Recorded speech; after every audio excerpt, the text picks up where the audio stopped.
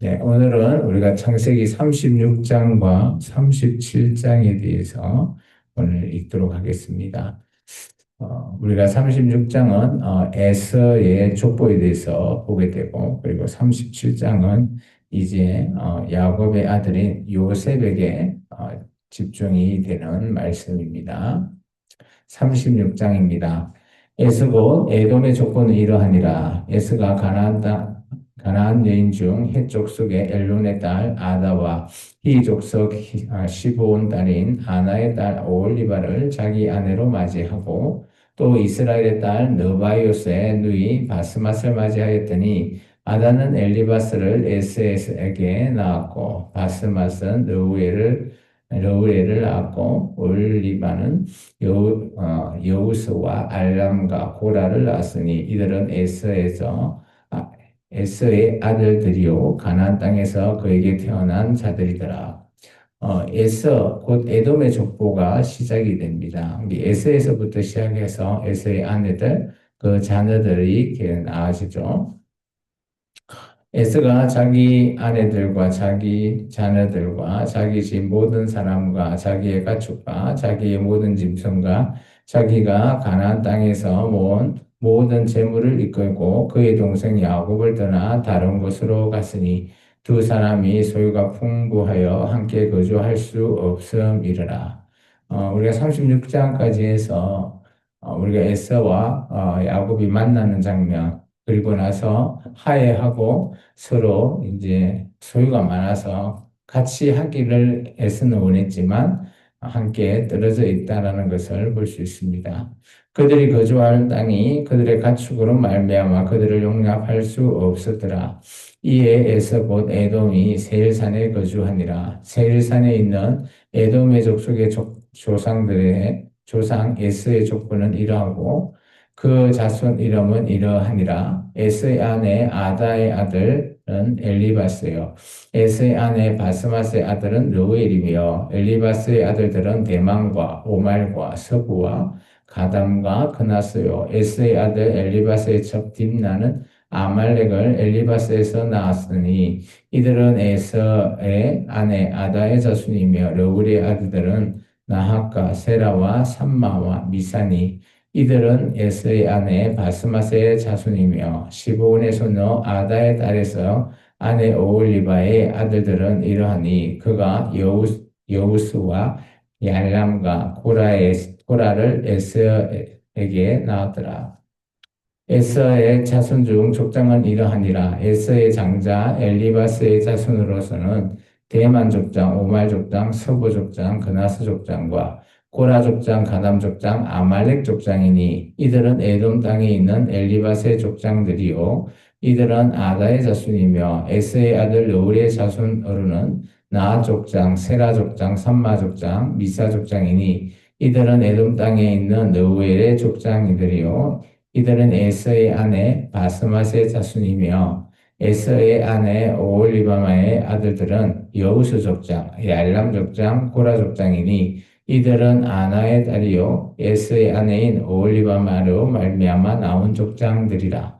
에서 곧 에돔의 자손으로서 족장된 자들은 이러하였더라. 그 땅의 주민 호리 족속의 세일의 자손은 로담과 소발과 시브온과 아나와 디손과 에셀과 디산이니 이들은 에돔 땅에 있는 세일의 자손 중 호리 족속의 족장들이요 로단의 자녀는 호리와 헤망과 로단의 누이는 딥나요 소발의 자녀는 아왈과 마나핫과 에발과 서보와 오남이요 서보온의 자녀는 아야와 아나며 이 아나는 그 아버지 시분이 나귀를 칠 때에 광야에서 온천을 발견하였고 아나의 자손은 디손과 오홀리만이 이 오홀리만의 아내 아나의 딸이며 디손의 자녀는 햄당과 에스방과 이드람과 그란이요 에셀의 자녀는 비람과 사왕과 아간이요 디산의 자녀는 우스와 아란이니 호리 족속의 족장들은 곧 로단 족장, 소발 족장,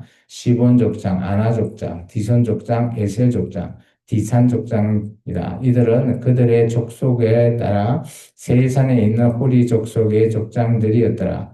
이스라엘 자손을 다스리는 왕이 있기 전에 에돔 땅을 다스리는 왕들은 이러하니라.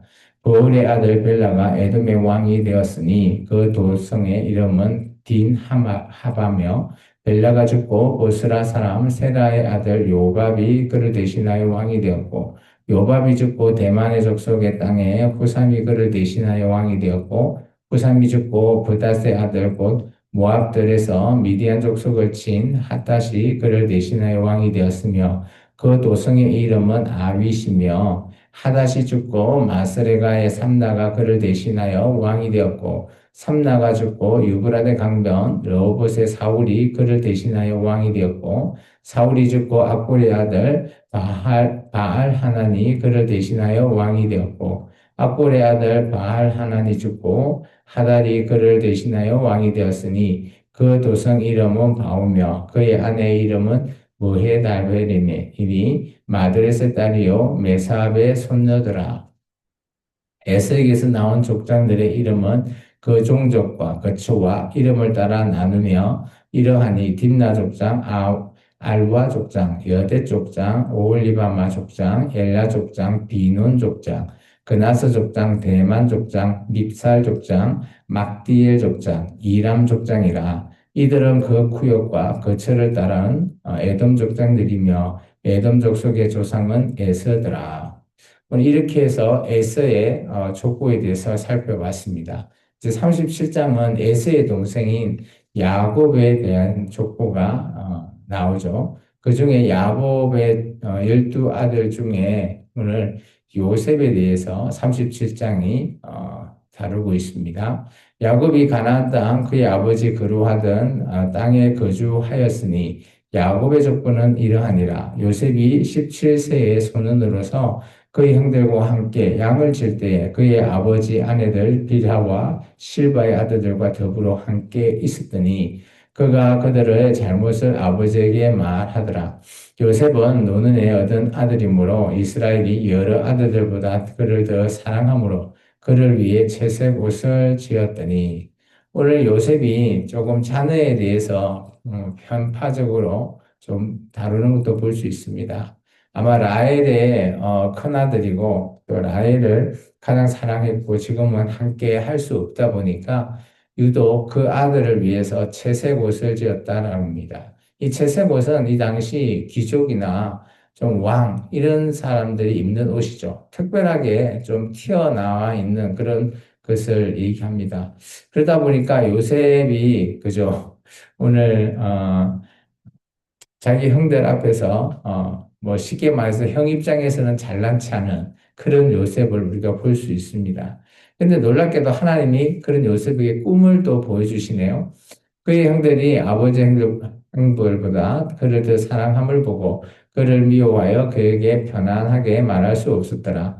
요셉이 꿈을 꾸며 자기 형들에게 말하며 그들이 그를 더욱 미워하였더라. 요셉이 그들에게 이르되 청하건대 내가 꿈을 들으시오. 우리가 밭에서 곡식 단을 묶더니 네 단이 일어서고 당신들의 단이 네 단을 둘러서 절하더이다. 그의 형들이 그에게 이르되 내가 참으로 우리의 왕이 되겠느냐 참으로 우리를 다스리겠나 하고 그의 꿈과 그로 말미암아 그를 더욱 미워하더니 오늘 이 꿈은 그저 요셉이 살아생전 이루어집니다. 나도 창세기 더 뒤쪽으로 좀 더 가보면 애굽에 가서 총리가 되었을 때 그저 자기 형들이 총리인 요셉에게 다 절하는 그런 장면이 보이죠. 요셉이 다시 꿈을 꾸고 그의 형들에게 말하여 이르되 내가 또 꿈을 꾼 적 해와 달과 열한 별이 내게 절하더이다 하니라. 그가 그의 꿈을 아버지와 형들에게 말하며 아버지가 그를 꾸짖어 그에게 이르되 내가 꾼 꿈이 무엇이냐 나와 내 어머니와 내 형들이 참으로 가서 땅에 엎드려 내게 절하겠느냐. 오늘 이 두 번째 꿈을 통해서 아마 첫 번째와 연관을 시켜서 아마 요셉의 아버지나 형들 뭐 이런 야곱이 좀 꾸짖는 장면이 있는데 그죠?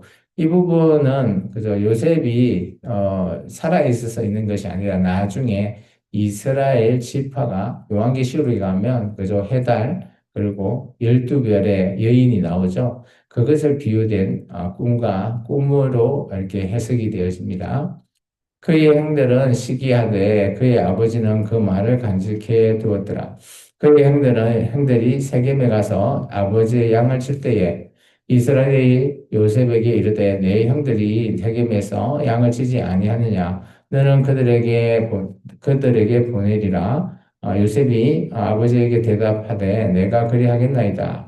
이스라엘이 그에게 이르되 가서 내 형들과 양떼가 다 잘 있는지 보고 돌아와 내게 말하라 하고 그를 헤브론 골짜기에서 보내니 그가 세겜으로 가니라. 어떤 사람이 그를 만난즉 그가 들에 있어 방황하는지라. 그 사람이 그에게 물어 이르되 내가 무엇을 찾느냐.